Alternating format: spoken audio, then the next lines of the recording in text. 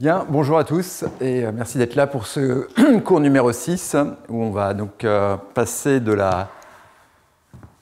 redox stoichiométrie catalytique réellement au photoredox. Je m'étais arrêté ici en vous parlant qu'on allait se concentrer un petit peu sur ce manganèse 3 et puis aller jusqu'à l'organocatalyse qui nous a amené à la catalyse photoredox, et donc c'est ce qu'on va faire maintenant. En fait, les processus oxydatifs ont toujours été un petit peu plus compliqués à mettre en œuvre parce qu'il y a un problème de sélectivité finalement assez évident. Ne serait-ce que sur une simple énol comme ça, on peut transiter, on peut oxyder la double liaison. Évidemment, on peut arriver à ce radical, mais ça va dépendre beaucoup du groupe R2. Le groupe R1 ayant aussi son importance. Et donc, globalement, on va avoir des réactifs qui permettent quand même d'être relativement sélectifs. Et notamment, on va se concentrer sur ces radicaux ici, coincés entre deux carbonyles, donc bêta-cétoester, bêta-cétone, et ainsi de suite. Et également ces ouvertures d'alcool qui peuvent être faites de façon assez propre, d'ailleurs par une variété de réactifs. Mais d'abord, parlons du manganèse 3 acétate qui est apparu en fait dans la fin des années 60 par ces deux publications ici dans le JACS en 1968 du groupe de EBA et celui de Fink-Benner et Bush, qui reportent la formation de lactone ici en partant de l'acide acétique qui est lui-même le solvant, mettant du manganèse acétate 3 donc, et une cétone ici avec un groupement R généralement qui était assez activante. Et donc on obtient ces cétones ici. Alors c'est en fait un mécanisme qui est plus complexe qu'il n'y paraît, et notamment qui va être très dépendante aussi du groupement R ici sur l'alcène. Alors déjà, le premier point, c'est que ce manganèse acétate 3, qu'on écrit comme ça, comme une belle structure monomérique, est une structure beaucoup plus complexe. En fait, c'est un trimère avec un centre oxo ici et 6 acétates pontants. Donc c'est vraiment une structure presque d'agrégat qui a une réactivité limitée, et principalement limitée dans l'acide acétique et dans l'éthanol. Et donc, par contre, qui va avoir une réactivité oxydative. Et donc, globalement, par exemple, ici, on va former assez lentement, en fait, c'est la rate determining step, on va former l'énolate de l'acide acétique. Et en fait, ici, on a une oxydation, on a un transfert d'électrons de ce ligand, globalement, cette liaison ici, vers le manganèse pour former un manganèse 2 et ce radical stabilisé ici en alpha du carboxyle. Et ce radical va réagir maintenant, alors c'est un radical qui est modérément électrophile, qui est en fait amphiphile, qui va réagir avec cette oléfine pour faire une addition intermoléculaire, et selon la nature du groupement R, on va pouvoir avoir plusieurs évolutions. Si le groupement R est de type relativement riche, ou si c'est un centre tertiaire, on va facilement en fait stabiliser la formation d'un carbocation par une deuxième oxydation du manganèse. Et donc ensuite, on aura une fermeture globalement cette liaison oxygène-manganèse pour former la lactone. Si le groupement R stabilise moins le carbocation, par exemple si on est en série secondaire avec un groupement alkyle, on peut avoir plusieurs types d'évolutions.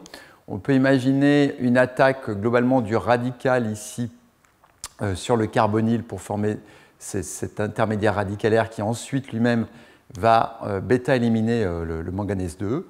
Ou on peut imaginer comme un métallacycle ici, où globalement on forme un intermédiaire manganèse 4 qui va faire une élimination réductrice qui lui aussi va libérer un manganèse 2. Et tout ça va nous conduire à ce produit ici, cette lactone. Ces mécanismes ont été discutés dans cet article de Snyder. En fait, Snyder, on va voir beaucoup son nom parce que c'est lui qui va beaucoup reprendre cette chimie et qui va vraiment la faire exploser en montrant de nombreuses applications synthétiques.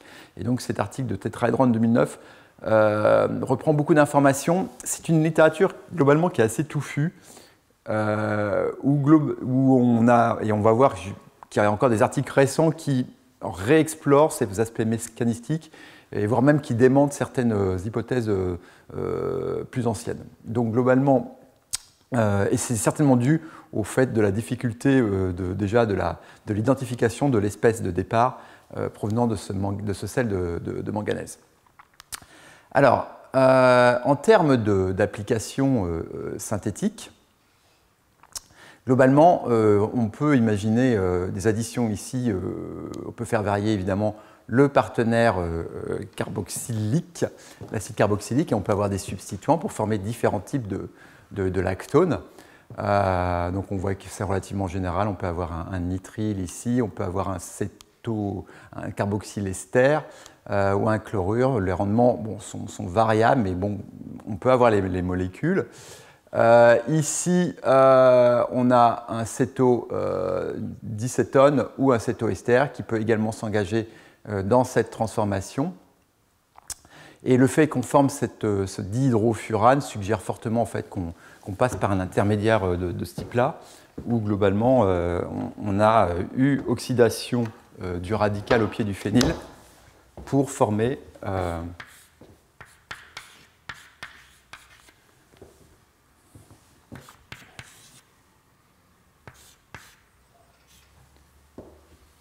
pardon, excusez-moi, il manque un carbone.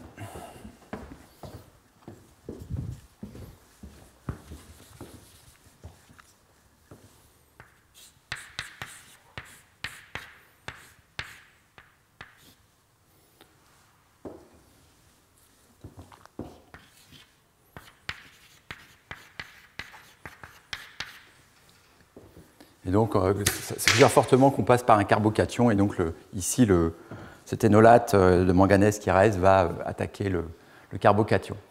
Idem ici, où globalement, le produit d'addition du radical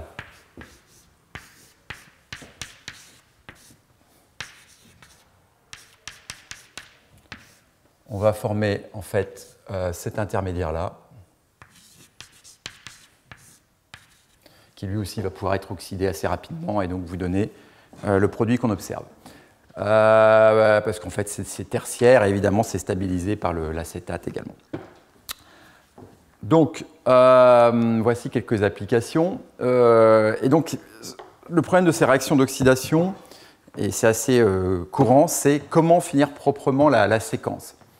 Donc, si vous êtes en série tertiaire, comme ici, pas de problème, vous avez un carbocation.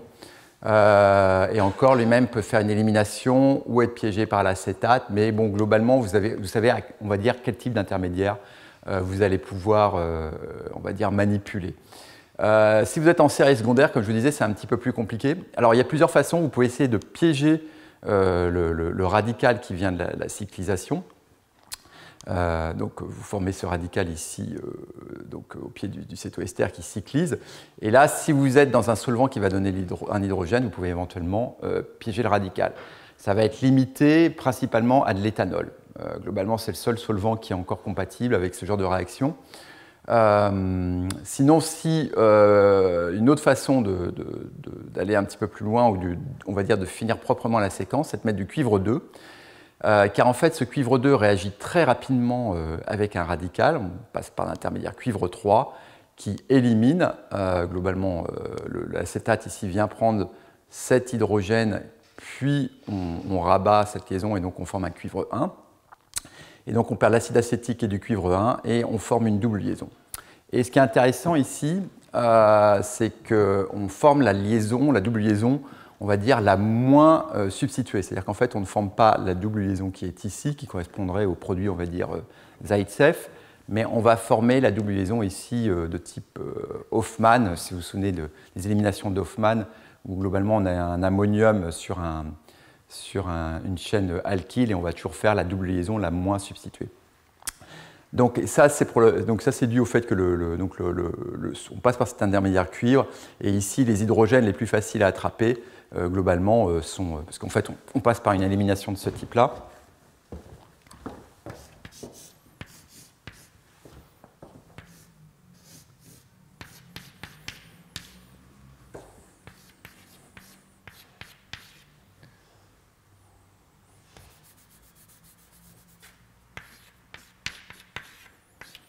Donc globalement, on a ça.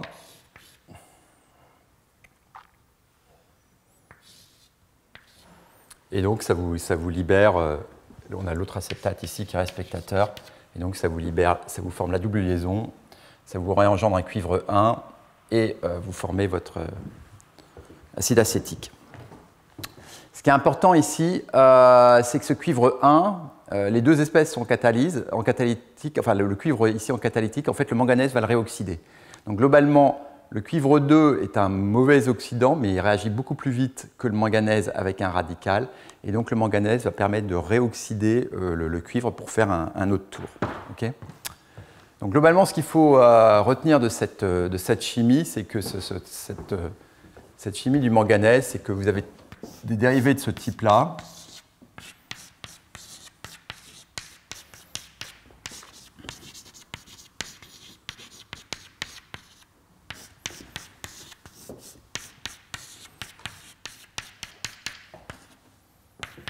Et ça vous donne, globalement, ça va vous donner du manganèse 2 plus de l'acide acétique.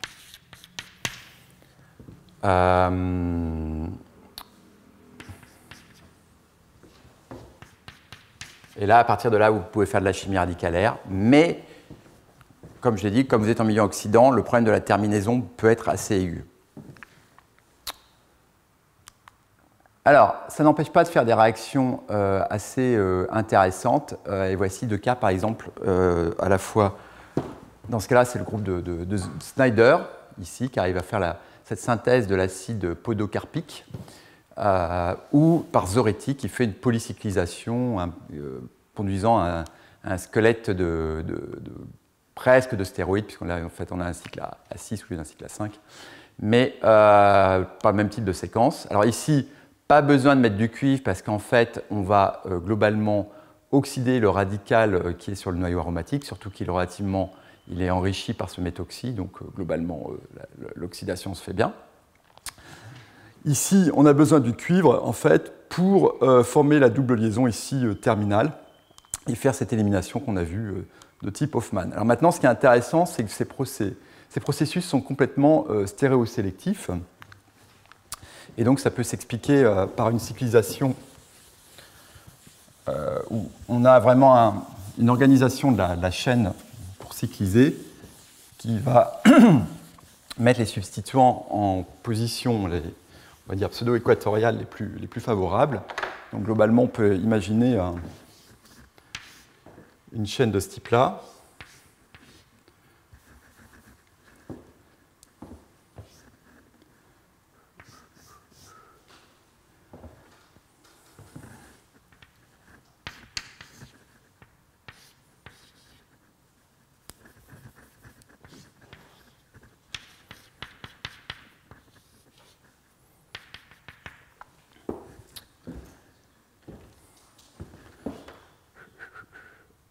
J'avais mes notes. Non,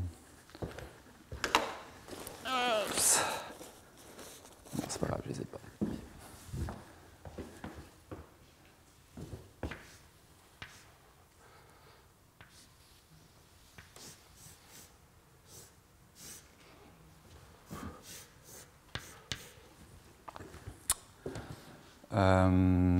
Voilà, là, le méthyle ici, c'est un hydrogène, et ici, c'est un méthyle.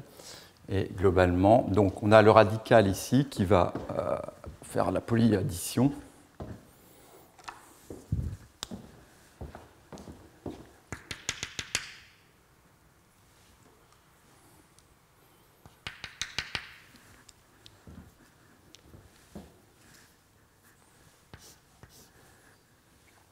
Jusqu'au bout. Et donc ensuite, le dernier radical, en fait,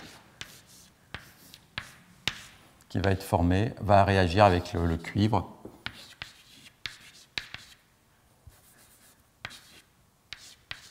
Et donc ensuite, on va avoir l'élimination, comme tout à l'heure, avec le squelette ici. Donc ici, on a le squelette polycyclique qui est formé. Et donc, on forme l'acide acétique, comme tout à l'heure, plus le cuivre 1, qui pourrait être oxydé. Mais ce qui est important, c'est d'avoir cette organisation de la chaîne ici qui conduit au système polycyclique. Et donc, on voit bien aussi que les méthyles ici vont tous se retrouver en fait sur la face supérieure.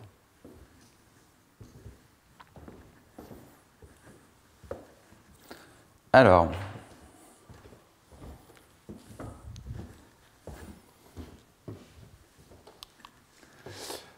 sur le même principe, vous voyez qu'on peut, c'est quelque chose qui se généralise assez bien. Donc Zoretic ici, l'a pu l'utiliser aussi pour cette homo-endostrane ici, et donc on obtient ce composé polycyclique assez facilement. Les rendements, considérant le nombre d'étapes, sont quand même assez exceptionnels, hein, parce que vous voyez le nombre de cyclisations, le nombre d'événements qui a lieu, donc on a quelque chose qui est particulièrement efficace.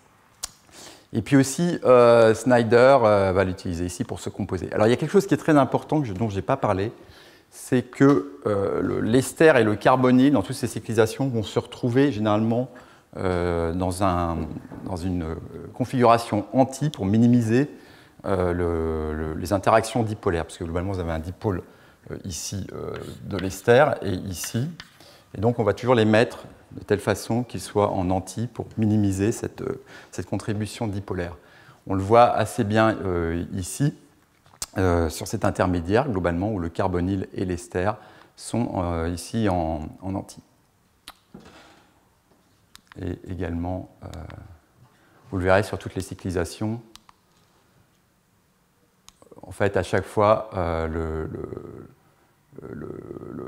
c'est le cas ici, mais globalement, sur toutes ces cyclisations, on va partir sur une conformation de ce type-là.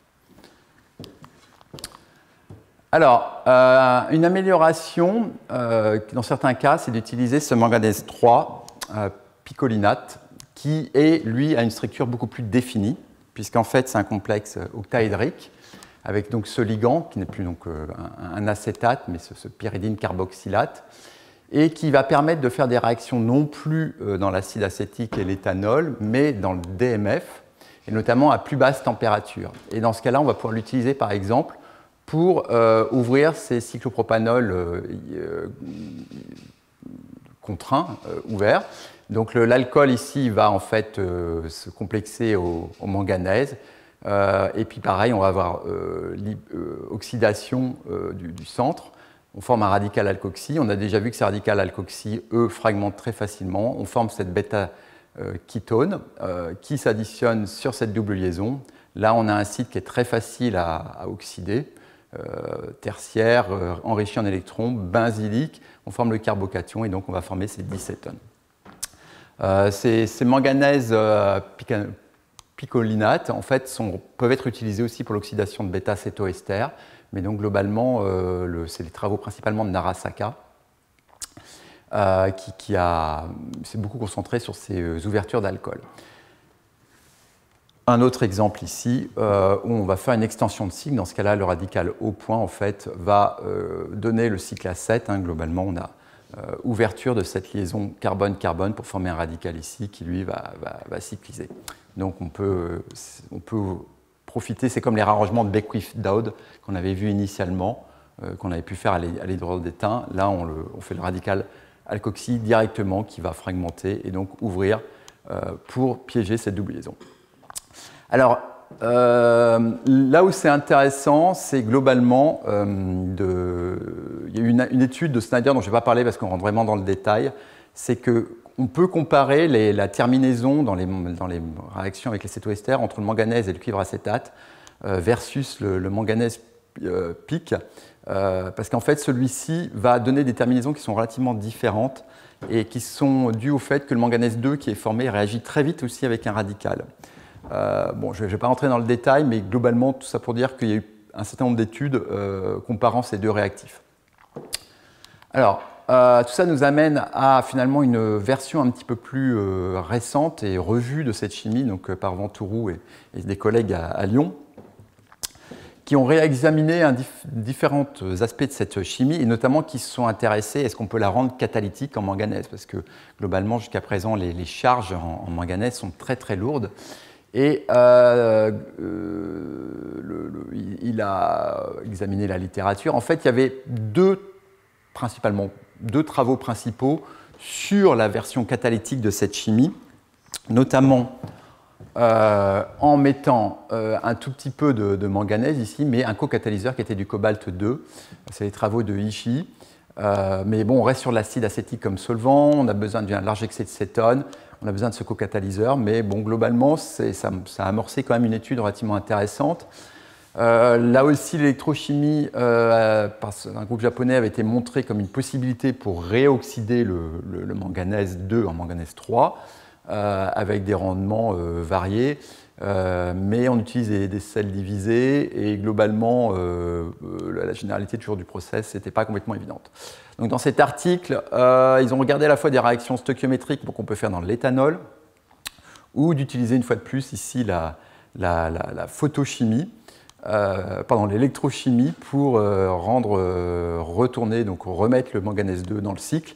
Et donc c'est un travail qui est relativement intéressant. Alors pourquoi c'est intéressant? C'est qu'en fait cette chimie du manganèse 3, finalement cet intermédiaire ici d'un radical entre cette cétone et cet ester, c'est un outil particulièrement puissant au niveau synthèse, et notamment synthèse totale. Et c'est assez intéressant de constater que la littérature actuelle est encore offre pas mal d'utilisation de cette chimie. Donc évidemment, si on peut aussi les rendre catalytiques en métal, ça devient intéressant parce qu'après, c'est un réactif quand même qui reste relativement abordable et j'ai envie de dire désirable parce que le manganèse est quand même un métal assez présent. Donc on peut vraiment s'intéresser à ce type de développement. Alors il y a aussi on peut faire un certain nombre de transformations intéressantes du même type avec du fer. Bon, ici, c'est un fer perchlorate. Perchlorate, ce n'est pas un anion particulièrement intéressant parce que, comme vous le savez, ils sont explosifs. Mais bon, il y a des travaux intéressants. Le fer 3, par exemple, de type trichlorure de fer, sur un éther silylé, va pouvoir donner le même type de chimie que tout à l'heure. Donc ça, c'est les travaux de Booker-Milburn. Et donc, on va former assez facilement donc, ce radical alkoxy qui fragmente pour donner le cycle à 7, puis recyclisation. Et on piège le radical ici pour délivrer un chlore. Malgré tout, il n'y a pas de ligand ou de modélisation possible, donc on reste sur à la fois des réactions très simples, mais dont la portée va être limitée. Dans fin des années 90, il y a eu un système qui est apparu qui était de réellement oxyder des énolates avec le ferrocénium. Donc fer 3, ce ferrocénium n'est pas un oxydant très fort, mais un énolate, lui, est une entité anionique, donc il va être oxydé relativement facilement. Et notamment, ici, il s'agit d'oxyder des énolates d'ester qui peuvent être engendrés de façon variée. Donc ici, c'est beaucoup les travaux d'Ulrichian à Prague. Par exemple, on va additionner cet amidure sur cette double liaison. Et globalement, on fait une addition de Michael, et l'énolate qui en résulte peut être oxydé par le ferrocénium. On forme ce radical qui va faire un 5-hexotrig avec une stéréosélectivité globalement à ce qu'on attend, hein, le 6 est majoritaire, et on piège le radical final par du tempo. Donc globalement, c'est une séquence qui est assez belle, puisque on fait vraiment du radical polar crossover. D'abord une addition polaire, puis un radical, puis on termine par un couplage radical-radical avec l'effet persistant du tempo. Un autre exemple ici, où on va engendrer in situ l'ester par en fait déprotonation. Ici, on fait d'abord cet énolate d'ester qui réagit sur ce chlorure. Donc l'énolate d'ester qui en résulte peut être oxydé par le ferrocénium. Puis on cyclise, donc cyclisation 5-hexotrig, et globalement, ce radical ici va être oxydé pour former un carbocation, puis on a une élimination, puisque comme vous le savez, un carbocation en bêta d'un silicium est stabilisé, et donc on va former cette double liaison assez facilement. Et ça, c'est un intermédiaire de synthèse de ce produit naturel qui est la dihydropétalactone. Donc voilà, donc ici la terminaison est assurée par le fait qu'on forme un radical qui va pouvoir réagir une deuxième fois avec le ferrocénium par une deuxième oxydation. Nous-mêmes, on avait travaillé sur ce type de chimie, sur un système assez différent. En fait, on avait fait des additions Michael sur ces bisulfoxydes, alors qui vont servir d'inducteurs chirales et qui vont permettre de diriger la face d'addition d'un nucléophile. Donc on a un nucléophile de type, cet alcool allylique ici, va s'additionner en fait sur la face supérieure par une conformation privilégiée du système. L'énolate ici, alors ce n'est pas un énolate réellement, l'anion stabilisé par les deux soufres ici, peut être oxydé de façon sélective par le ferrocénium. On a une cyclisation 5 exotrig, là aussi qui correspond à un modèle de Beckwith-Hooke, et puis on piège le radical par le tempo. Et donc on forme ces produits sous la forme globalement d'un diastéréoisomère. Mais un diastéréoisomère veut dire en fait un énantiomère, puisque ici les soufres, les bisulfoxydes ici sont eux-mêmes, en fait on n'a qu'un seul énantiomère du produit de départ, donc comme on n'a qu'un seul diastéréoisomère, on a bien un énantiomère du produit final. On peut enlever les soufres par oxydation ici pour former on peut libérer, on va dire, désulfurer et installer une cétone ici en utilisant du titane avec de l'indium, ou on peut complètement enlever les soufres et réduire, et par exemple avec du samarium, ça marche très bien, c'est une réaction qui marche très bien, et donc on obtient cet tétrahydrofurane énantiopure, et donc avec cette relation ici fixée entre ces deux centres. Donc là aussi, les rendements globaux de la séquence peuvent apparaître modérés, mais enfin, considérant que vous faites une addition de Michael, une oxydation, une cyclisation et que vous piégez, finalement, ça reste quand même, vu le nombre d'étapes, ça reste quand même des séquences assez intéressantes. Alors, dans ces années 2000, parallèlement et a priori de façon distante, s'est développé tout le domaine de l'organocatalyse. Et cette organocatalyse a principalement, alors il y a eu un certain nombre de contributeurs, mais s'est vu récompensé donc en 2021 du prix Nobel à Ben List et Dave Macmillan, qui sont représentés ici sur le site Nobel. Alors je vous conseille la lecture d'ailleurs de ce document si par exemple vous n'avez pas une culture dans le domaine ou si vous en avez entendu parler mais que vous voulez resituer le contexte. Ce document ici est téléchargeable. Énamine, anémine, médiaté d'organocatalysis, et vraiment repose tous les fondements du domaine. Il est particulièrement bien fait, notamment les contributions antérieures du laboratoire de Kagan, Agami, à Georges Parrish, ainsi de suite. Et donc, globalement, Ben List a développé ces organocatalyseurs, ces prolines et ces dérivés, donc pour faire principalement des réactions d'aldol, donc formation de liaisons en CC, donc par une catalyse énamine. Macmillan, lui, a développé une famille d'imidazolinones, dont on va un petit peu plus parler là, qui vont permettre de faire aussi bien de l'énamine que de la catalyse iminium, et donc qui s'avèrent être des intermédiaires, enfin des catalyseurs très intéressants. Alors, pourquoi je parle de ça? Parce qu'en fait, c'est ce qui va nous amener à la catalyse photoredox, vous allez comprendre pourquoi. Donc, en 2007, CIBI va en fait fusionner un peu le principe de l'organocatalyse avec la chimie radicalaire, en partant du principe que quand on condense cette imidazolinone sur un aldéhyde, on va former une énamine. Et cette énamine est évidemment un puissant nucléophile, mais c'est aussi quelque chose qui est enrichi en électrons, donc on va pouvoir oxyder, et notamment l'oxyder avec le ferrocénium. Et donc on va former ce radical cation, qui dans son cas, il va le piéger avec le tempo, passant par cet intermédiaire, puis qui s'hydrolyse in situ, parce qu'en fait, cette condensation ici libère de l'eau, donc l'eau qu'on libère ici nous permet de cliver cet iminium, et donc on relibère le catalyseur, et on obtient le produit ici, qui est piégé, dont le radical a été piégé par le tempo. Et globalement, cette attaque ici, du tempo sur le catalyseur, se fait de façon complètement stéréosélective. Elle est gérée et dirigée par la stéréochimie de l'organocatalyseur. Donc ça, c'était un travail très intéressant, 2007, précurseur du papier qui va suivre, qui va être sur le même principe, mais qui est peut-être, d'un point de vue marketing, un tout petit peu mieux vendu, au moins par le titre.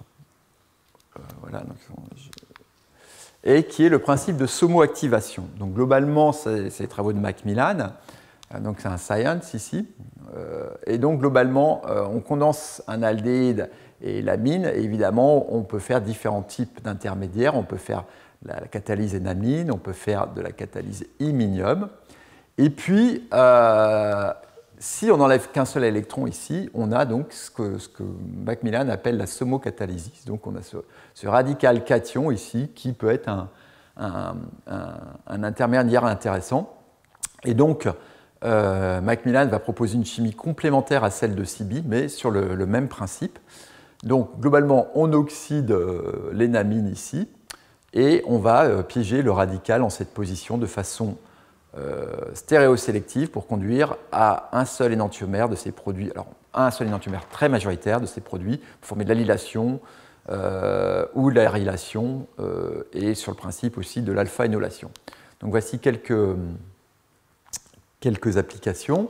Donc, si on prend un aldéhyde, ici, on met le catalyseur, l'organocatalyseur et un allylsilane. Et donc, on va obtenir ces produits d'allylation, puisque globalement, ce qui se passe ici, c'est qu'on additionne le radical sur l'allylsilane, mais comme tout à l'heure, en fait, on va ici, le radical au pied en bêta du silicium est facilement oxydé, et c'est le cas dans ce cas-là.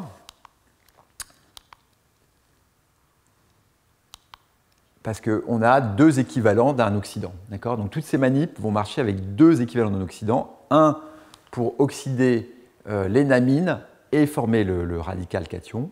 Et ensuite, pour avoir une terminaison propre, oxyder le radical. Donc par exemple, ici, quand on fait l'addition sur le noyau aromatique, on a un radical qui est formé ici, qui va être oxydé, puis qui va perdre le proton. Donc globalement, d'un point de vue rendement, les résultats étaient bons, mais les EE étaient tout à fait corrects. Et donc c'est ce qui a mérité aussi cet article. Donc vous voyez, les deux sont sont voisins sur le concept. Mais globalement, un problème de cette chimie, évidemment, est l'utilisation du CAN, ici, qui est donc un oxydant. Ça, je n'ai pas précisé ce que c'était que le CAN. Donc c'est un oxydant à partir de cérium. Qui est particulièrement pas toujours compatible avec toutes les fonctions. Et donc, on peut imaginer que cette chimie aurait tout intérêt à évoluer ou vers un sens où on utilise à la fois l'organocatalyseur et maintenant un dispositif catalytique pour l'oxydation.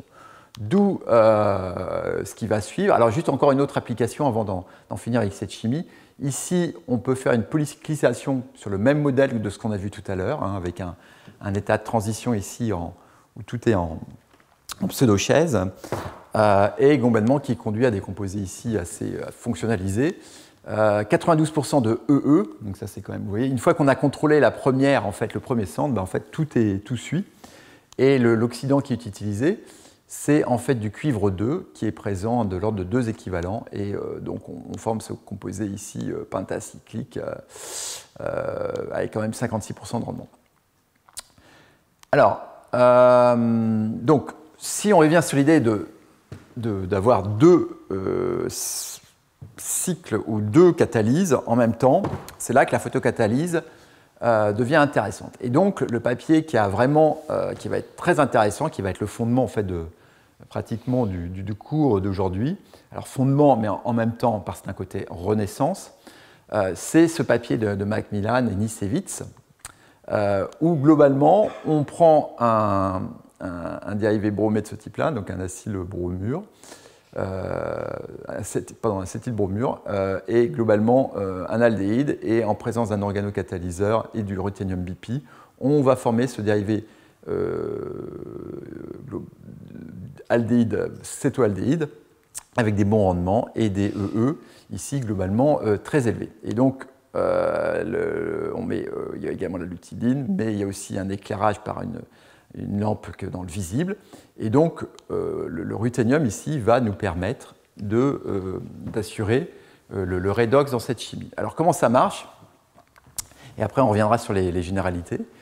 Dans un cycle pris en charge par le ruthénium, on va former ce radical. Donc globalement, le ruthénium ici va être photoexcité pour former globalement Donc, on a la photoexcitation du ruthénium qui va réagir ici avec ce cycle pour donner du ruthénium 1 qui va réduire et va former ce radical. Ce radical, en fait, s'additionne ici sur l'énamine.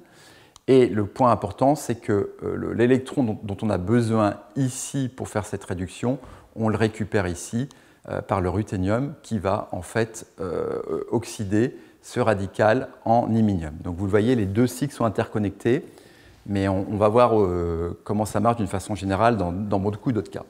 Donc on peut aussi prendre le système autrement. On part de l'aldéhyde, on forme l'énamine, celle-ci subit l'addition du radical, on ne va pas se soucier pour l'instant d'où vient le radical, on forme ce radical intermédiaire qui est en fait très facilement oxydable en iminium, donc il donne un électron, et puis donc on libère le produit, plus à nouveau le catalyseur, donc en fait ça c'est une hydrolyse, cette hydrolyse par l'eau qui vient de la première étape ici. Et donc l'électron qui est libéré, lui, permet en fait de former du ruthénium 1 qui sert donc à former le radical. Donc voilà, donc ça s'enchaîne, et ça c'était une idée assez géniale parce que globalement, personne n'avait envisagé d'assurer ces réactions d'oxydation ou de réduction par la présence d'un deuxième cycle catalytique. Alors si maintenant on va dans le principe de cette chimie, et si on va sur le principe de l'oxydation d'un photocatalyse, donc on va en fait avoir un photocatalyse globalement par exemple avec deux électrons dans une couche singulière à l'état fondamental. On va l'iridier et on va atteindre un état excité, donc plus haut en énergie, et on va former un état singulier S1. Alors évidemment, il y a des états vibrationnels supérieurs, mais qui en fait se désexcitent pour arriver à cet état S1. Mais de cet état S1, on peut avoir une désexcitation, on va dire, thermique. On peut aussi avoir de la fluorescence, ou on peut passer à l'état triplé, et ça c'est important, donc là il y a une inversion du spin, et ce qu'on appelle le intersystem crossing en anglais. Et ce passage se fait plus ou moins facilement selon le photocatalyseur. Donc quand il s'agit de métaux type ruthénium ou iridium, ça se fait facilement, dû au fait que ce sont des atomes lourds et que donc globalement on a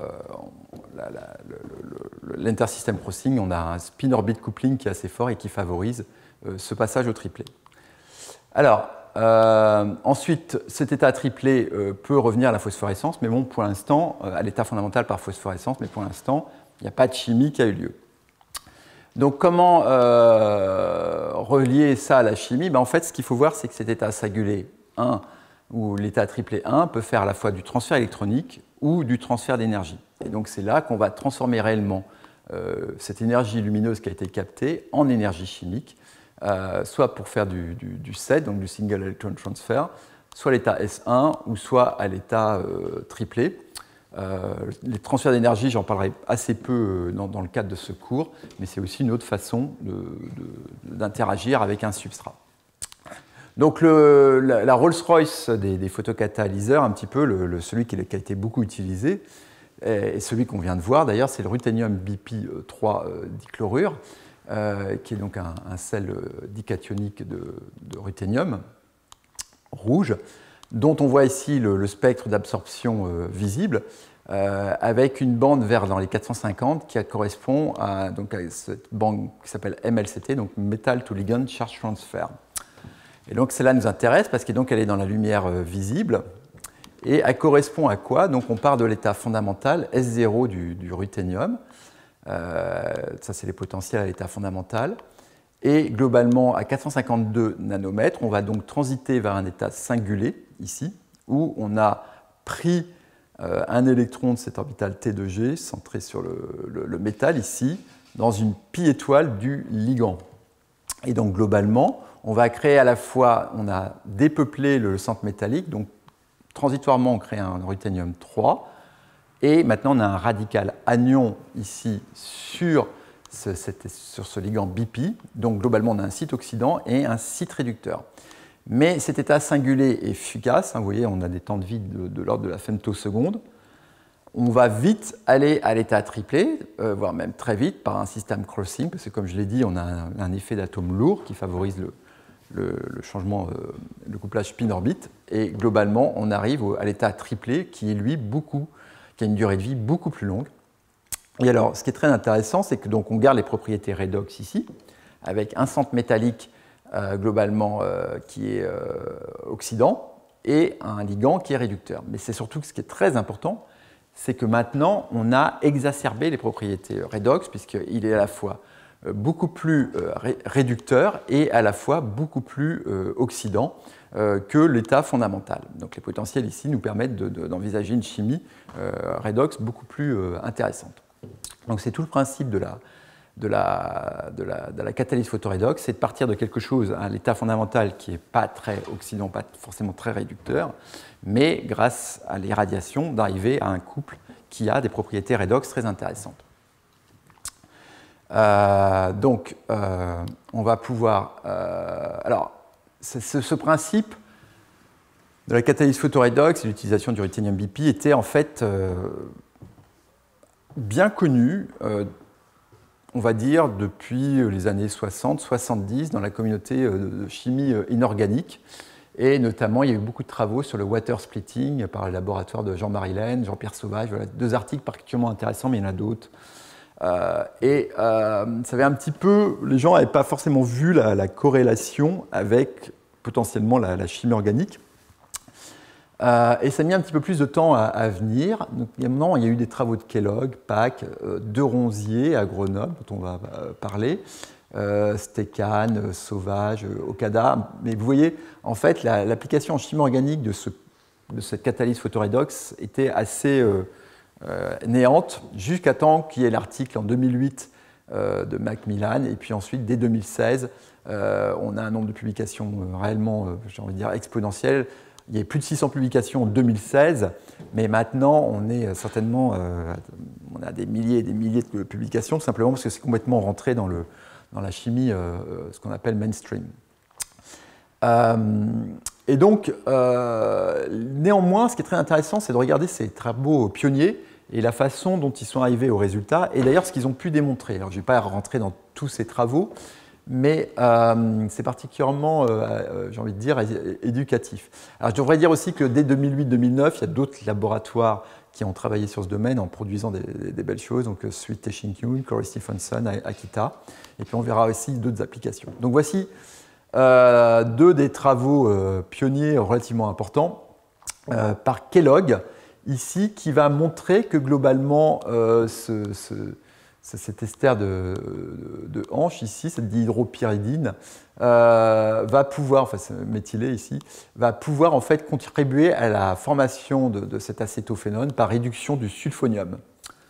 Et globalement, un certain nombre de photocatalyseurs permettent d'accélérer cette réaction, donc la tétraphénylporphyrine, l'éosine, mais le ruthénium BP, par exemple, typiquement, est réellement le meilleur photocatalyseur. Donc 2 papiers particulièrement intéressants là, donc, par Kellogg. La communication dans tête-lettre et le full paper dans le JOC, qui était le schéma classique de publication à cette époque-là.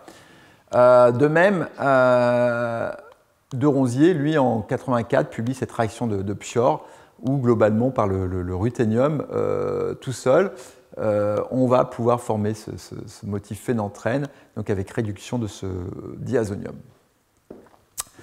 Donc, on va regarder un petit peu plus le mécanisme dans ce cas-là, comment ça marche. Le mécanisme proposé est très cohérent. Donc, c'est un travail qui était publié aussi dans cet article ici, donc dans ce Perkin Trans. On a globalement excitation du ruthénium qui va réduire le diazonium ici. Au niveau des potentiels, on est très bon, puisque là, c'est environ 0 volts, et donc le ruthénium lui peut réduire ça facilement. On forme ce radical aryl qui va cycliser sur l'aromatique, et puis le ruthénium 3 qu'on a engendré, lui est fortement oxydant, à 1,3 volts, et donc va oxyder ce radical pour former un carbocation qui va en fait perdre son proton, et donc on va former ce dérivé ici de façon quantitative. Donc ça marche, j'ai envie de dire, très bien, basé sur, évidemment, une considération des potentiels redox. Alors, d'une façon générale, alors un autre travail très intéressant, c'était celui de Pack, qui a pu, lui, en fait, faire décarboxyler et transformer ces N-acéloxyphtalimides, ici ces dérivés-là, en dérivés en radical R, qui peuvent s'additionner sur une oléfine, et puis donc le BANH ici, qui est ce nicotinide, va pouvoir servir de suite de donneur d'hydrogène et donc former le radical ici et former ce dérivé alkyle. Ouais, donc là, on irradie une fois de plus dans le visible. Le ruthénium est catalytique et globalement, on obtient différents types de produits d'addition. C'est papier assez riche en fait, avec déjà une proposition mécanistique assez étayée. Bon, après, globalement, il y a les autres travaux de Fukusumi et de Tanaka et Pak, où globalement, on va réduire des oléfines, des cétones aromatiques ou des phénacyles, des halogénures phénacyles. Ouais, donc, juste pour en venir sur la bibliographie, puisque comme c'est un champ qui est extrêmement foisonnant, et cette bibliographie est déjà relativement ancienne, mais juste pour donner quelques idées. Donc les papiers, on va dire Renaissance, c'est-à-dire post le Science. Globalement, vous avez l'article de Tae-Shin Yoon qui a suivi en 2008. Stephenson a fait une déhalogénation dès 2009. Akita a fait une réaction de type aldol en fait en 2009 sur un Chemlet. Mais on a aussi ces revues ici qui ont été publiées. J'ai qui explique très très bien vraiment la connivence des photocatalyseurs, leur genèse et on va dire leurs propriétés et leur lien avec la catalyse organique. Ces deux revues sont particulièrement assez éducatives et faciles à lire. Ça ne veut pas dire que les autres ne sont pas bien, mais ces deux-là sont vraiment particulièrement faciles à aborder. Mais bon, donc vous voyez, on va jusqu'en 2018. Celle-là, par exemple, s'intéresse aux applications potentiellement industrielles pour l'industrie pharmaceutique. Il y a également eu des livres. Et voilà, donc certaines de ces revues vont couvrir des aspects un petit peu plus spécifiques, de stéréo, ou ainsi de suite, mais bon, globalement, elles sont toutes intéressantes. Alors, donc le principe ici maintenant va être le suivant, c'est que selon ce qu'on veut, on va pouvoir faire du quench oxydant ou réductif. Et donc on va avoir différents cas de figures. Donc si par exemple on prend un substrat R, un photocatalyseur M, et puis maintenant on va mettre des donneurs ou des accepteurs d'électrons, on va pouvoir faire globalement différents types de cycles photocatalytiques. Donc, si on part du photocatalyseur, on va le photoexciter, une lumière visible, hein, ça c'est le principe. Donc, lumière visible, on va revenir un petit peu dessus sur ce que ça veut dire. Et donc, de cet état excité, on peut faire plusieurs choses. Donc, on peut avoir un quench ici qui va en fait réduire notre photocatalyseur sous sa forme réduite. Et cette forme réduite est généralement très réductrice. Par exemple, pour le ruthénium, on est à moins 1,2 volts. Moins 1,3 même, et donc on va pouvoir réduire facilement un substrat, former son radical anion qui va évoluer vers une chimie. On peut également, dans ce cas-là, faire un quench oxydant, et dans ce cas-là, on forme la forme oxydée du photocatalyseur qui, lui, est généralement aussi très oxydant et va pouvoir oxyder notre substrat et former ce radical cation. Mais maintenant, donc ça c'est quand on a un quench ici, qui est là pour modifier l'état d'oxydation du photocatalyseur, soit le réduire, soit l'oxyder. Mais on peut aussi, dans ce cas-là, avoir le substrat qui sert directement de quench, c'est-à-dire qui interagit directement avec l'état excité du photocatalyseur. Et donc cet état excité du photocatalyseur, soit va permettre d'oxyder le substrat, et dans ce cas-là, on forme la forme réduite du photocatalyseur qui va donner un électron à un accepteur, si bien qu'il peut re-rentrer dans le cycle. Cette forme oxydée du substrat évolue pour former une chimie radicalaire ou autre. Ou, pareillement, on peut en fait réduire le substrat pour former une forme oxydée du photocatalyseur. Dans ce cas-là, on a besoin d'un donneur pour réengendrer le photocatalyseur et donc faire un nouveau cycle. Donc, tous ces scénarios sont possibles et je vais vous illustrer les 4 scénarios par des réactions relativement simples. Alors d'abord, une question qui se pose, c'est quel photocatalyseur? Donc c'est il y a beaucoup de tables de photocatalyseurs. Alors celle-là, elle est assez, on va dire, remplie et chargée. Je l'ai un petit peu réaménagée, mais en fait, on peut la trouver sur Internet et elle vient d'un chimiste de Merck. Mais elle a l'avantage énorme de vous présenter les structures des photocatalyseurs et de vous donner les potentiels à l'état fondamentaux et excités et le lambda max. La seule chose qui lui manque, c'est le temps de vie des états excités qui peut être assez important. On va revenir là-dessus. Alors donc ici, on va vers les potentiels ici de plus en plus forts et donc globalement, on va ici vers des... Plus on va par là, plus on va vers des photocatalyseurs qui vont nous permettre d'oxyder fortement. Donc par exemple, le triphénylpyridinium, vous voyez, va permettre d'oxyder à 2,3 volts, ce qui est particulièrement, j'ai presque envie de dire, brutal. L'état excité de ce bipyrazine est quand même à 1,45 volts, c'est quand même relativement important. Donc là, on a des photocatalyseurs très oxydants. L'acridinium de Fukusumi, de l'ordre de 2 volts à l'état excité, donc là aussi.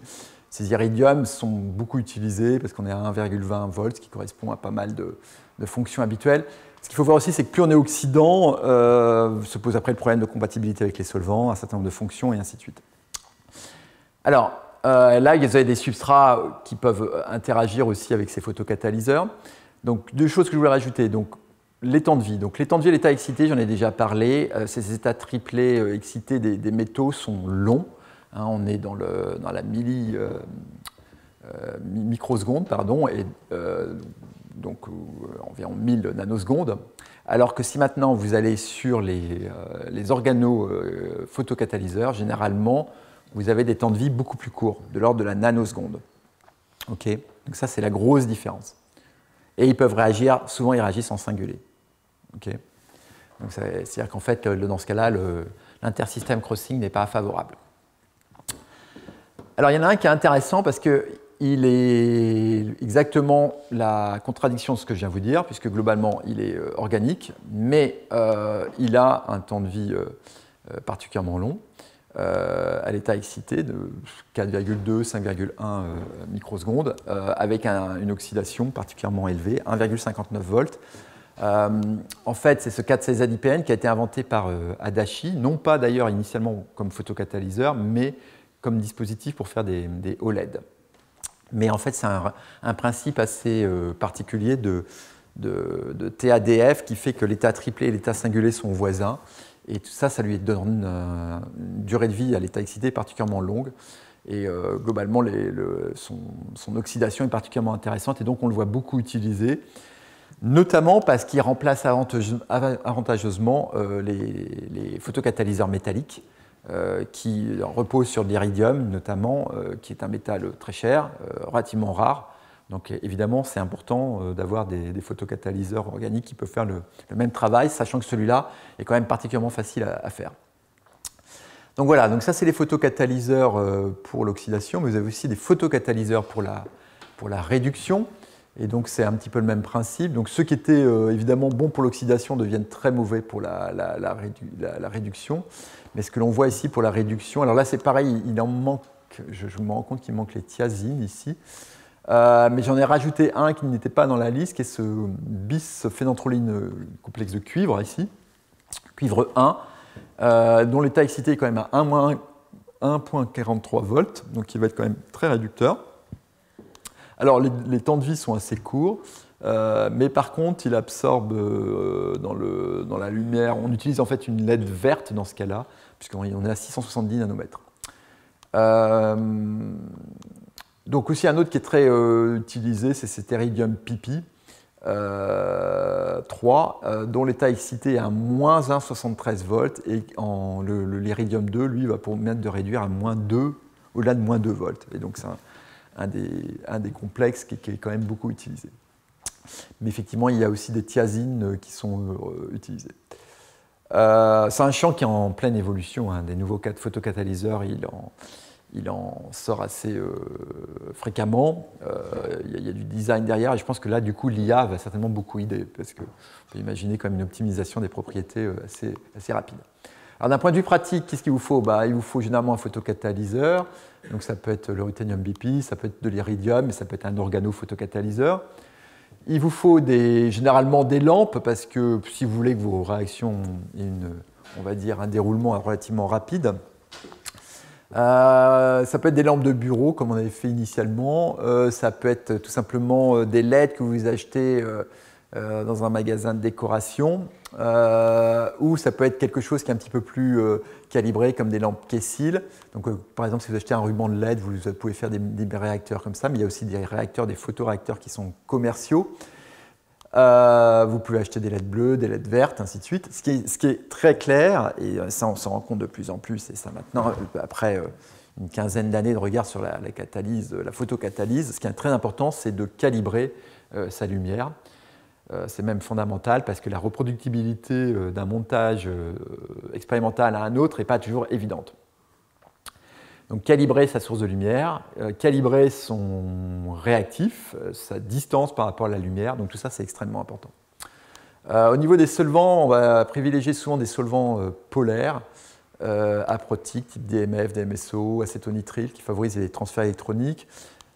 Mais on peut faire aussi de la chimie, la catalyse photorédox dans le méthanol ou dans l'eau. Évidemment, comme on est dans le visible, le Pyrex est bon et les réactions peuvent se faire en batch ou en flow, sachant qu'en flow, vous avez eu beaucoup de travaux précurseurs, notamment par Stephenson, Jamison, et puis d'autres, Zeberger, Noël. Donc le flow, en fait, est très propice à la catalyse photorédox, puisque justement, vous avez un dispositif qui vous permet de contrôler fortement l'irradiation. Vous n'avez pas ces problèmes de pénétration de la lumière dans un milieu avec un réacteur assez élevé, assez gros. Donc globalement, c'est très favorable et c'est pour ça que ça marche si bien. Les deux, on a l'impression, ont été faits l'un pour l'autre. D'une façon générale, dans la plupart de ces réactions, il vaut mieux travailler sans oxygène, puisque l'oxygène, étant en état triplé, est un très bon quencher d'état triplé. Alors, maintenant, d'un point de vue considération aussi pratique, on revient sur le fondamental. On a un photocatalyseur, on va l'exciter, c'est son état excité, et donc soit il est quenché avec un partenaire où il va y avoir un échange électronique, et donc on va faire du photoredox, soit il se désexcite par émission, mais il peut aussi se désexciter par un autre type de quenching, où on va avoir un énergie transfert à une autre molécule, donc la photosensibilisation, ainsi de suite. Donc on va se concentrer plutôt sur ça aujourd'hui et au prochain cours. Et globalement, l'idée, c'est que ce schéma ici nous permet de comprendre les réactions qu'on va lancer. Alors si on le fait a posteriori, mais il vaudrait mieux le faire d'ailleurs plutôt en avant, c'est que globalement, quand on a un photocatalyseur, on veut qu'il réagisse avec un substrat, et la meilleure façon de le démontrer, c'est de voir qu'on a un quenching de la luminescence du photocatalyseur. Donc globalement, ça c'est par exemple la phosphorescence, on va dire, d'un iridium ou d'un pyridium, d'un ruthénium, et donc vous mettez un quench qui peut être votre substrat ou le quench de la réaction, et vous montrez le decay en fait, de la luminescence, et vous tracez un plot I0 sur I, et si vous avez une belle ligne droite, vous allez pouvoir en déduire la constante de quenching, sachant qu'on part du principe qu'on a un photocatalyseur connu, dont dans ce cas-là, le T0 ici, cet état 0 va être connu et qui correspond au temps de vie de l'état excité. Donc si vous avez ce paramètre, vous pouvez en déduire le KQ, et ce KQ, donc c'est la constante de quenching, et donc ça vous dit si votre quenching est efficace ou pas. Généralement, ces constantes de quenching sont quand même de l'ordre de 10 puissance 6, 10 puissance 8, M-1, S-1, donc c'est des constantes assez élevées. Si vous n'avez pas ce quenching, a priori, ça veut dire qu'il ne se passe pas grand-chose entre votre photocatalyseur et votre substrat ou votre quench. Mais donc c'est quelque chose qui est particulièrement important à vérifier. Donc, si on revient sur les scénarios de tout à l'heure, donc on va exciter notre photocatalyseur, et par exemple, si on met un réductif quencher très classique, par exemple une amine tertiaire, on va former ce radical cation, on va réduire notre photocatalyseur en radical anion qui va pouvoir réduire un substrat, et là, vous évoluez vers une transformation radicalaire. Ou inversement, l'état excité du photocatalyseur va réagir avec le substrat. Vous avez le substrat, en fait, va prendre un électron ici au photocatalyseur. On va avoir la chimie radicalaire et dans ce cas-là, il nous faudra un donneur sacrificiel pour réengendrer le photocatalyseur. Donc ça, c'est comment on va faire de la photoréduction d'un substrat qui nous intéresse. Donc scénario 1 ou scénario 2. Donc scénario 1, c'est en fait les réactions de Youn qui ont été publiées pratiquement en même temps que celles de Macmillan, où il a pu faire cette cycloaddition 2+2 entre une énode. Et donc le cycle photocatalytique qu'il propose, c'est que globalement on va engendrer du ruthénium 1 qui est très réducteur. Donc on part du ruthénium BP, on l'excite dans les conditions de lumière visible. Cet état excité va réagir avec la base de Hunig, cette amine tertiaire. On a un don d'électrons de cette amine pour former le ruthénium 1 qui devient lui donc réducteur, qui va donner un électron avec ce système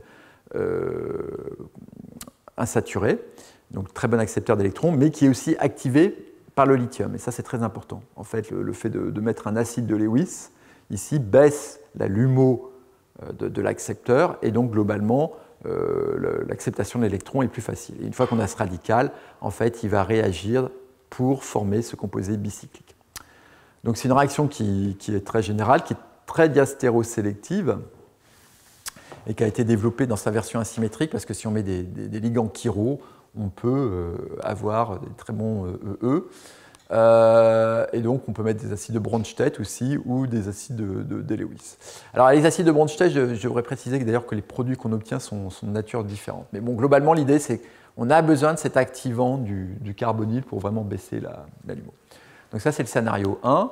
Un autre exemple de scénario 1, c'est par exemple cette déhalogénation, où une fois de plus, on va former le ruthénium 1 in situ par on va dire réduction du ruthénium 2 excité, et ce ruthénium 1 va former le radical ici, qui va cycliser, et puis qui va avoir d'hydrogénation. Donc ça, c'est des composés qui sont assez faciles à réduire, hein. C'est des halogénures activés.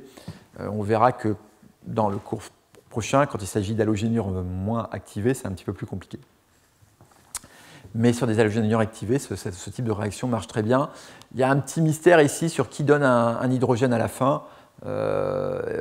Mais bon, globalement, comme vous voyez, on obtient ces produits avec des bons rendements. Et donc ça, c'est typiquement une chimie qu'on avait vue avec l'hydrure d'étain, mais ici qu'on peut faire de façon donc, photocatalytique. Alors, autre exemple. Donc oui, là c'est des travaux qui venaient de notre laboratoire. On s'était intéressé à la réduction des triarylsulfonium pour engendrer des radicaux aryles. Jusqu'à présent, je vous ai montré des exemples qui engendraient des radicaux alkyles. Ces radicaux aryles, après, on peut les engager sur différents types de réactions, soit une addition sur une autre oléfine ou une allylation. Mais le principe est le même. On va engendrer du ruthénium 1 par réduction du ruthénium 2. Et ce ruthénium 1, qui est réducteur à moins 1,3 volts, va pouvoir facilement, va prendre en charge ces sulfoniums. On fait un radical sulfuranyle ici, intermédiaire, qui va fragmenter pour libérer le phi point et du diphénylsulfure. Et donc on avait pu montrer que la réaction évidemment avait besoin d'iridium, de la lumière, de la base, et que ça par exemple aussi reste inerte dans les conditions de réaction. Il n'y a pas de réduction de ce diphénylsulfure. Alors maintenant, qu'est-ce qu'un scénario de type 2? Donc là, ça veut dire que c'est une interaction directe du substrat avec le photocatalyseur. Et donc dans ce cas-là, si on passe par exemple au diaryl iodonium, en présence d'un photocatalyseur dont on choisit qui est ce cuivre, qui va être relativement réducteur à l'état excité, on a un cycle ici où donc globalement, l'état photoexcité du catalyseur, du photocatalyseur, va directement transmettre l'électron au substrat que l'on veut. On engendre du cuivre 2, et ce cuivre 2 va être réduit par, dans ce cas-là, un donneur sacrificiel, qui est la mine, et donc on réengendre du cuivre 1, et ainsi de suite. Et donc ce radical iodanyle intermédiaire, lui aussi fragmente pour donner un radical aryl. Alors, ce qui était important ici, c'était de vérifier d'abord, ici, on ne réduisait pas cet aryle iodure, c'est trop difficile à réduire, c'est vraiment le iodonium qui est réduit. Et donc là aussi, la réaction ne marche pas sans lumière et sans base de Hunig. Donc ces catalyseurs bisphénanthroline de cuivre 1 ont été développés par Macmillan et aussi utilisés en fait, pour la première fois par Sauvage pour des réactions de photocatalyse. Ils sont assez intéressants puisque globalement leur état excité, cuivre 2, implique un changement de géométrie. Le tétraédrique ici à plan, et c'est ce qui complique d'ailleurs beaucoup les choses et qui rend souvent les temps de vie d'ailleurs de ces photocatalyseurs relativement réduits. Néanmoins, ils sont faciles à faire et globalement, leur potentiel est particulièrement intéressant. Alors, on avait pu, juste pour montrer ce qui est quand même assez essentiel dans ce genre de chimie, c'est aussi d'étudier de bien vérifier qu'on travaille et qu'on comprend le système. Donc, ce qu'on avait pu montrer, c'est que ça, c'est le complexe de cuivre 1, qui est diamagnétique, donc on peut faire facilement la RMN. Maintenant, si on met le iodonium, en fait, et qu'on irradie, on forme du benzène, qui a priori vient de l'hydrogénation du radical aryl. On a un petit peu de produit de départ, et on forme aussi du phényliodure. Donc on a la réaction qui se passe, mais ce que l'on voit en fait, c'est que le complexe de cuivre 1 a complètement disparu, et au contraire, on a des espèces de bosses ici, qui ressemblent beaucoup à celles qu'on voit ici, qui est en fait le spectre RMN du cuivre 2. Et ce cuivre 2, évidemment, lui est paramagnétique, donc ne donne pas des beaux signaux en RMN. Et pour retrouver en fait le cuivre 1, il suffit de mettre de la triéthylamine, et dans ce cas-là, les signaux de cuivre 2 disparaissent et les signaux de cuivre 1 réapparaissent. Donc on montre bien, a priori, l'enchaînement des séquences où on a formé du cuivre 2 qui est réduit par la diisopropylamine, éthylamine, en cuivre 1, et ainsi de suite. Et donc ça, c'est de partir du cuivre 2 et de faire la même chose, et donc on a exactement le même spectre qu'ici. Donc globalement, tout était cohérent. Alors un autre cas du scénario 2, c'est en fait d'utiliser, de pouvoir faire des réactions de trifluorométhylation en utilisant le réactif d'Umemoto, qui est ce sulfonium ici, portant un groupement CF3. Alors ici, il n'y a pas vraiment de donneur extérieur. Le donneur, en fait, va être le substrat lui-même, l'intermédiaire radicalaire, en fait, va s'oxyder. Donc le principe est le suivant. Donc on part de l'iridium pipi, dont l'état excité est très réducteur, à moins 1,73 volts, qui réduit donc extrêmement facilement le réactif d'Umemoto pour former ce CF3. Ce CF3 s'additionne facilement sur le styrène. On obtient un radical benzylique relativement très stabilisé, facilement oxydable, donc qui va être pris en charge par l'iridium 4 ici. Et donc cet iridium 4 est réduit en iridium 3, donc au niveau du cycle photocatalytique, on peut refaire un tour. Et maintenant, on a un beau carbocation benzylique qui est piégé par le méthanol, et donc on forme le produit ici que l'on voit. Donc vous voyez que le méthanol ici va servir de cosolvant, mais aussi de nucléophile. Et donc voici différents produits qu'on peut obtenir, où on a piégé soit par le méthanol, le carbocation, on peut le piéger par de l'eau, on peut le piéger par l'acide acétique. Alors une réaction qui nous tenait à cœur au laboratoire, c'était cette réaction de Barton-McCombie, parce que comme vous le savez, on en a parlé quand on a fait le cours sur l'hydrure d'étain, c'est une réaction qui est particulièrement utile en synthèse totale, puisqu'on va réduire un alcool en alcane, et on en a souvent besoin dans différents contextes de synthèse. Et donc on s'est dit que ce serait intéressant de ne pas faire ça dans ces conditions thermiques, avec souvent un excès d'hydrure d'étain, problème des séparations. Et donc on s'est intéressé à cette réduction de thiocarbamate, qui est chimiosélective, comme on le voit ici, parce que sur ce substrat, globalement, on a un benzoate et on a ce thiocarbamate, et on réduit sélectivement le thiocarbamate, donc on fait vraiment la Barton-McCombie d'un point de vue formel. On introduit un hydrogène ici. Et ce que ça veut dire, c'est que globalement, on a eu un électron qui a été donné sur ce système, et on a un clivage mésolithique. Alors clivage mésolithique, ça veut dire c'est quand on a un radical anion qui va fragmenter pour vous donner à la fois un anion et un radical. Et donc, on a le radical qui est formé, qui va être hydrogéné. Donc, on va voir le mécanisme ici plus complet. Mais donc, c'est le principe de cette réaction. Et donc, on voit bien la chimiosélectivité ici. D'un point de vue potentiel, c'est assez cohérent, puisque l'iridium réduit à moins 73, et notre substrat était au-dessus, donc à moins 60. Mais bon, vous voyez, on a quand même des substrats qui sont relativement difficiles à réduire dans ce cas-là. Donc, l'iridium 3 transfère son électron, on forme ce radical anion qui fragmente ici, comme on l'a vu.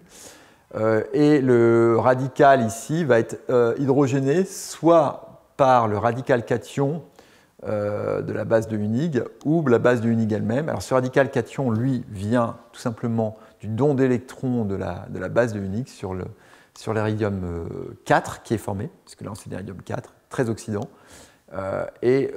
Ensuite, on réengendre l'iridium 3 et ça peut tourner. Donc là, on avait fait, le mécanisme est globalement assez, on va dire, avéré, puisqu'on avait fait aussi, on avait montré le quenching de phosphorescence de l'iridium, et on avait donc une courbe de Stern-Volmer, on avait pu déterminer la constante de quenching et ainsi de suite. Donc, alors c'est une réaction qui mériterait quelques optimisations, parce qu'au niveau des rendements, on plafonnait dans les 60-70%, donc ça veut dire que peut-être qu'il faudrait jouer avec le groupement thiocarbamate, ou c'est des choses qu'on pourrait faire en flow aussi pour voir si on peut optimiser. Mais globalement, sur le principe, on peut faire ces réactions de déoxygénation. Il y a eu d'autres variantes de ce type de réaction qui a été proposée. Et donc, c'est aussi une belle illustration d'un scénario 2 où le photocatalyseur donc, fait sa réduction directement sur le substrat. Alors, on peut aussi avoir la photooxydation selon deux scénarios également, comme tout à l'heure. Donc, le premier, c'est que globalement, on va avoir un quench ici qui va nous permettre de former la forme oxydée du photocatalyseur. Donc, on excite notre photocatalyseur, on lui pique un électron à l'état oxydé par un accepteur ici. Alors ça peut être de l'oxygène, un diazonium ou ce méthylviologène.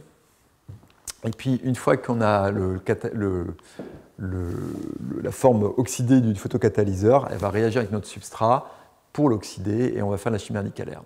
Ou comme tout à l'heure, on va pouvoir, le photocatalyseur oxydé va pouvoir interagir directement avec notre substrat et du coup prendre un électron à notre substrat pour former un photocatalyseur réduit qui, lui, va donner un électron à un accepteur pour réengendrer le photocatalyseur. Donc ça, c'est le scénario 2', donc, qui correspond à un réductive quenching, et là, donc, un oxydative quenching.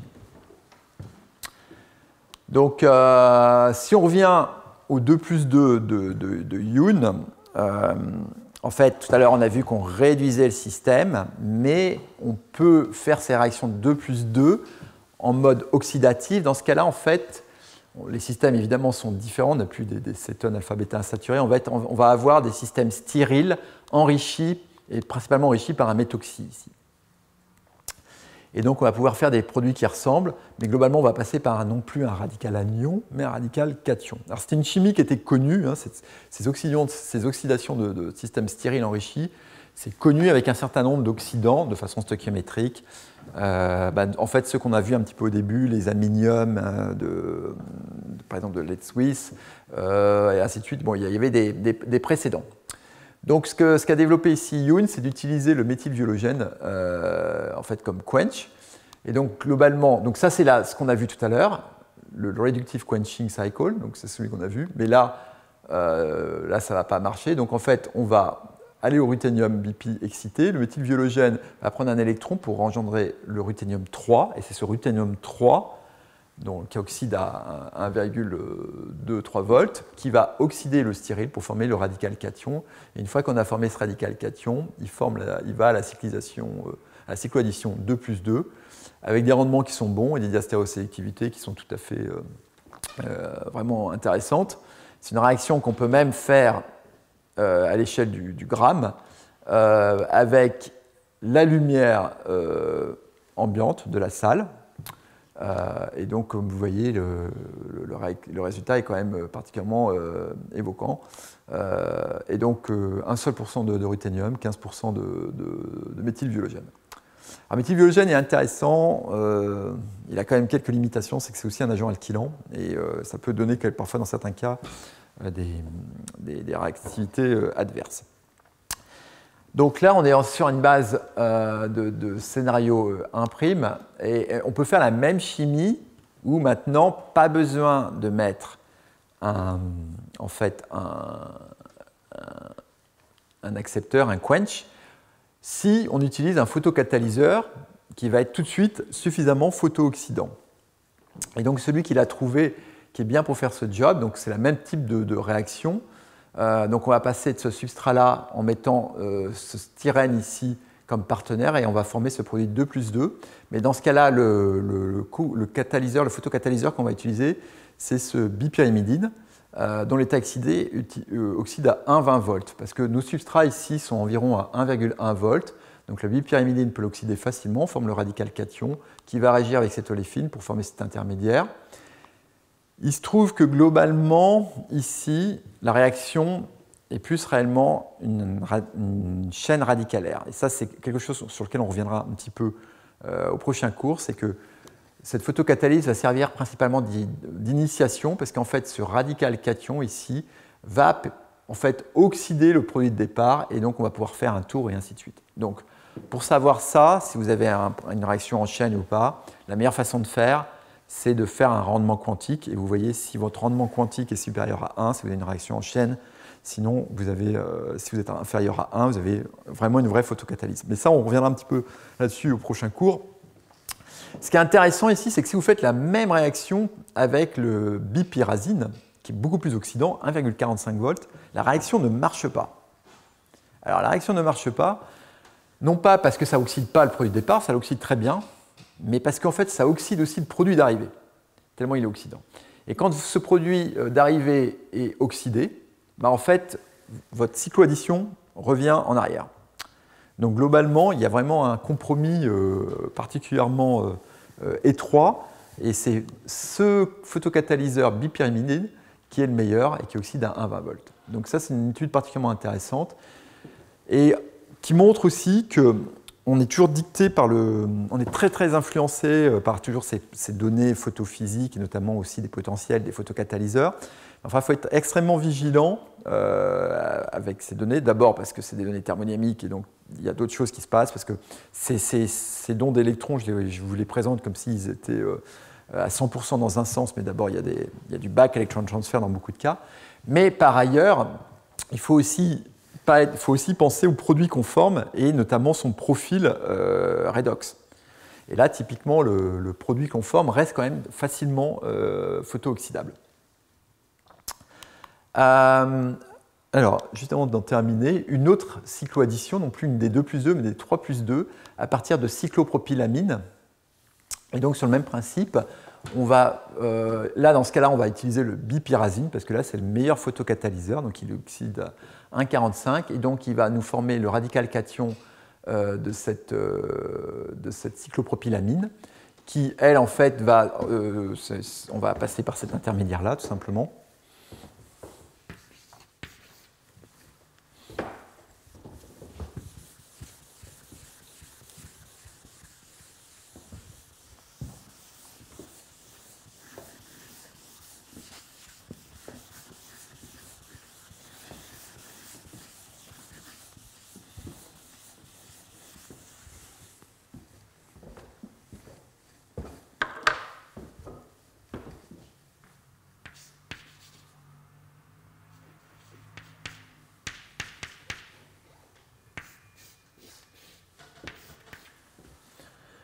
Globalement, c'est comme si on avait un radical en alpha-nacyclopropane, et donc globalement, on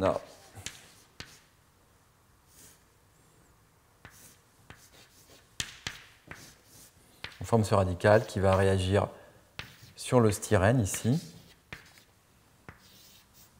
et donc qui va lui-même recycliser, et donc d'où le 3+2.